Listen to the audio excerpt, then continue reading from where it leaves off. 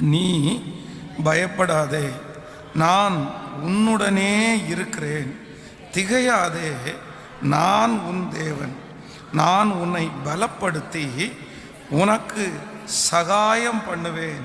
என் நீதியின் வலது கரத்தினா உன்னை தாங்குவேன். இன்னொரு விஷயம் கூட வாசிக்கலாம்.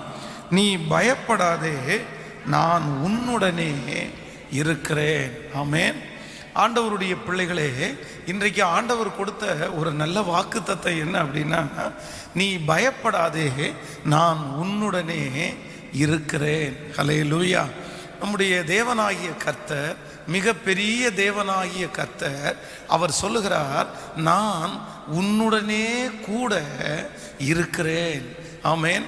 இந்த வார்த்தையை கேட்கும்போது நம்ம நிறைய பேருக்கு சந்தேகங்கள் வரலாம். எப்படி பாஸ்டர் சொல்றீங்க ஆண்டவர் என் கூட இருக்கிறார் அப்படின்னு? கிதியோனை பார்த்து தேவ